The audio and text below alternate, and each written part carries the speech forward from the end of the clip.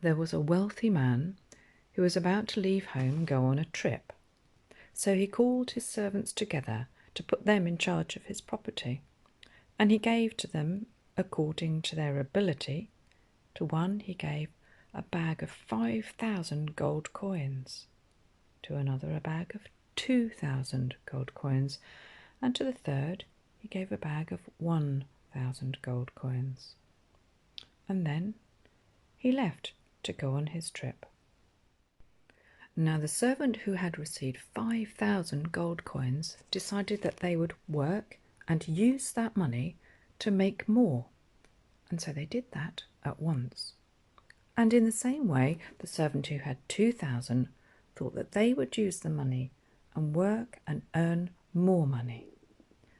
But the servant who received 1,000 wasn't sure what to do, was perhaps a little afraid, and so decided to dig a hole in the ground and to bury the money. So he hid his master's money. After a very long time, the master came back and called his servants. And the first servant came with his 5,000 and said, "I've worked and I've earned another 5,000 for you." And the master was so pleased and said, "Well done, good and faithful servant.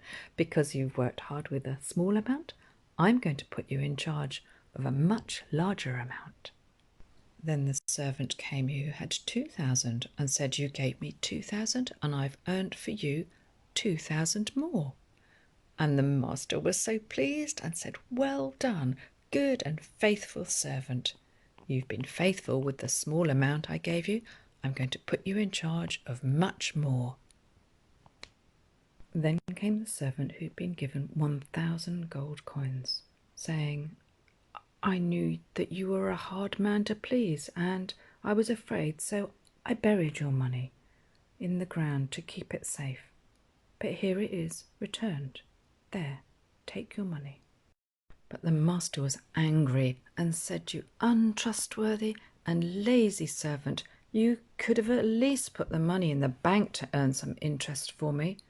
Now take that money and give it to the one who has 10,000. For those who have, more will be given, and those who don't have, even the little they do have, will be taken away. And throw this useless servant out into the darkness." But the good and faithful servants were invited in to share in the happiness of their master.